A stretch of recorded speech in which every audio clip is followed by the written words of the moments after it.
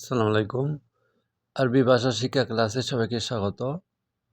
চলুন শুরু করি আজকের ক্লাস।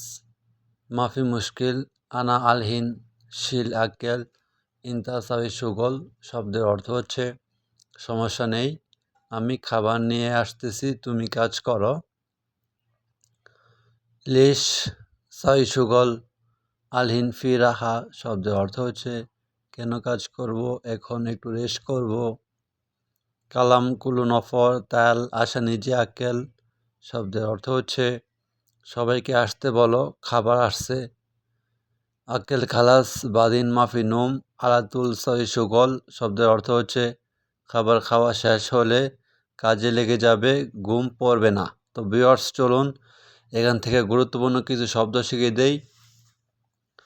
প্রথমে হচ্ছে মাফি শব্দের অর্থ হচ্ছে না, মুশকিল সমস্যা হচ্ছে সমস্যা, আনা শব্দের অর্থ হচ্ছে আমি, আলহিন শব্দের অর্থ হচ্ছে এখন, শিল শব্দের অর্থ হচ্ছে নেওয়া, আক্কেল শব্দের অর্থ হচ্ছে খাবার, ইনতা শব্দের অর্থ হচ্ছে তুমি, সাহি শব্দের অর্থ হচ্ছে করা, সুগল শব্দের অর্থ হচ্ছে কাজ, লিশ শব্দের অর্থ হচ্ছে কেন, আলহিন শব্দের অর্থ হচ্ছে এখন, ফি শব্দের অর্থ হচ্ছে আছে, কালাম শব্দের অর্থ হচ্ছে কথা, কুল্লু শব্দের অর্থ হচ্ছে সব, নফর শব্দের অর্থ হচ্ছে লোক, তাল শব্দের অর্থ হচ্ছে আস,